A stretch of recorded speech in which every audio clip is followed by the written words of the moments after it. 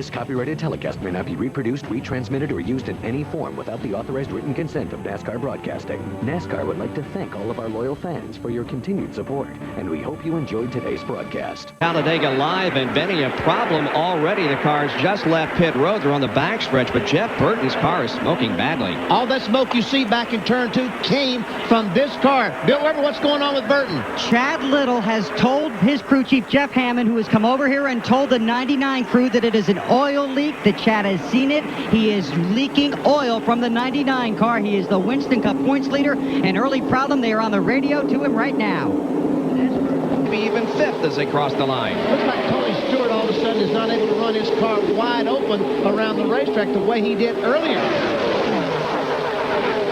Looks like the 20 car, Stewart might need a little bit of adjustment on his car once these cars start making pit stops, which won't be too long. Look at Michael Walter on the outside, and Stewart and Skinner almost get it together. Oh, they're in the grass. Oh, here goes Skinner across in front of all these cars. Yes, there goes some Jim Gordon in the wall. Chad Little, Jeremy, Rusty Wallace.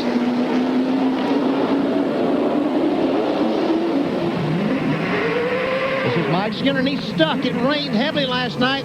And look at the damage on Jeff Gordon's DuPont Chevrolet. And Rusty Wallace's car also heavily damaged and stopped in turn 3.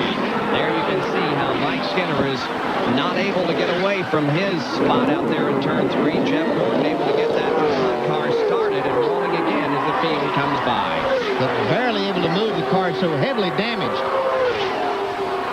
Chad Little remains immobile, as does Rusty Wallace. You see Rusty moving around. I would guess that the damage to the nose of this car, Rusty's car, he hit, it looks like he might have hit Jeff Gordon in the right side.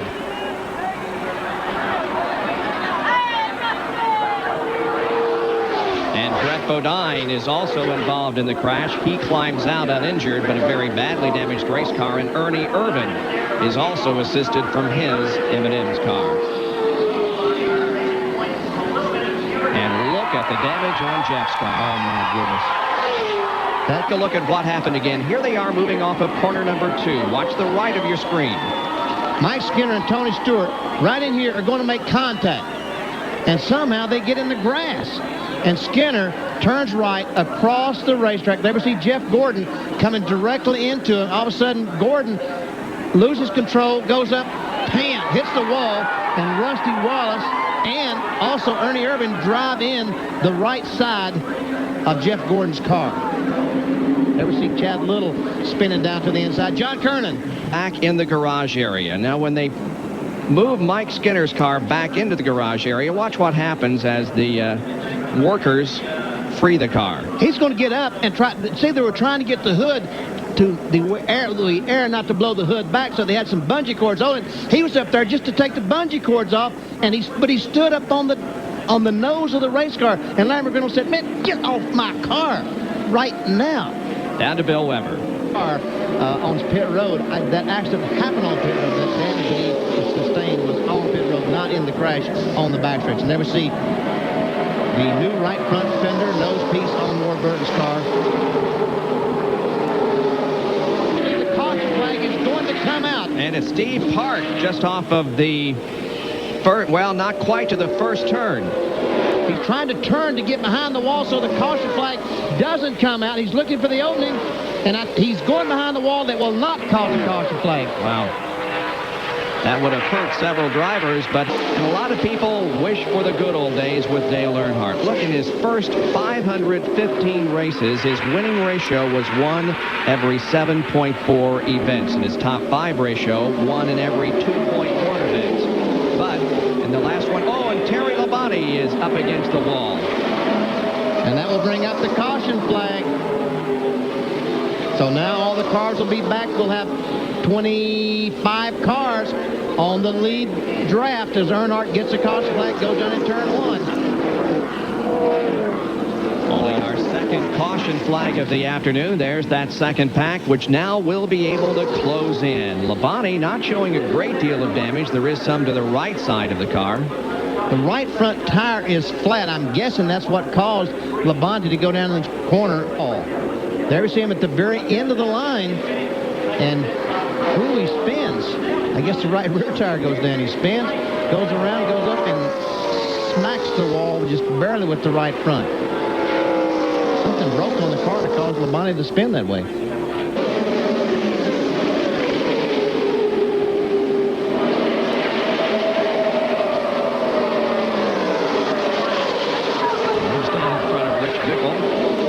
To his inside. He has Jeffrey Bodine behind him. Yeah, Dallenbach's car, I think that fender is getting worse and worse. Oh, did he make contact with four cars? Yes, he did. Hamilton spins. And this may not be a multi-car crash. Looks like maybe just two are going to be involved. Is that 007? Who is that other car that's spun beside Bobby Hamilton? Whoever it was is continuing on. He's still running. It's going to bring out our third caution, however, of the day. And the bad news is it's going to tighten things up again and give us more close moments. Here comes Jarrett around to take the caution flag on lap number 170 at the completion of 169. Now, I wonder if any of these cars will pit. A lot worse than it turned out to be. Bobby Hamilton goes in the corner. Robert Preston was the other car that spun around. And luckily, everybody behind him was able to get to the bottom of the racetrack and avoid hitting him. And now John Andretti is going to get shuffled to the back as he's out of the draft, down on the low side, and there are less than 3 laps to go. I don't know. Maybe the Pontiacs will go with... No, they didn't. Thought maybe the Pontiacs would go with John Andretti and lead Mark Martin, but right now, okay, Bobby Labonte is going to go.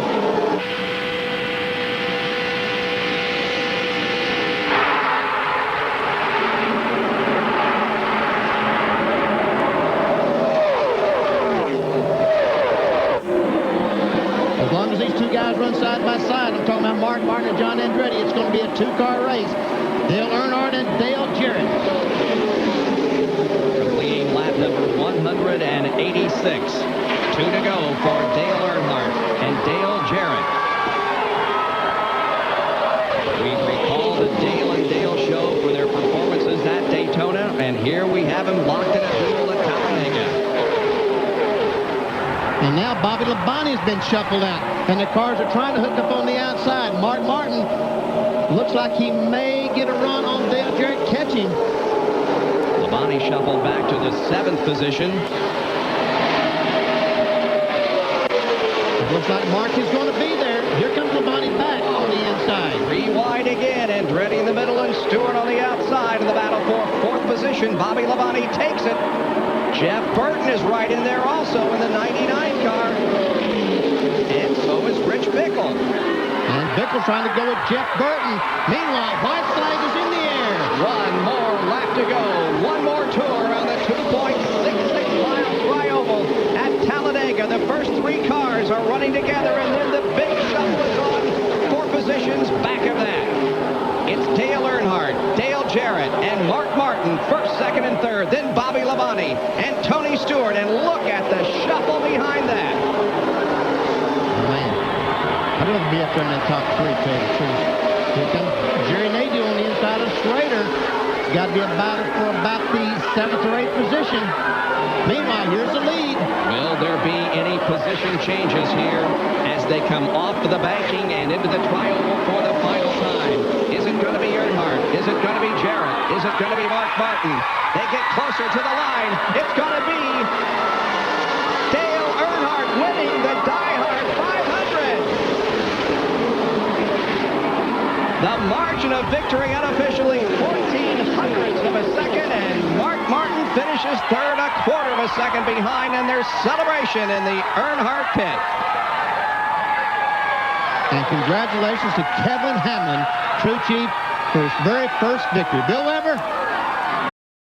This copyrighted telecast may not be reproduced, retransmitted, or used in any form without the authorized written consent of NASCAR Broadcasting. NASCAR would like to thank all of our loyal fans for your continued support, and we hope you enjoyed today's broadcast. This has been a special presentation of ABC Sports.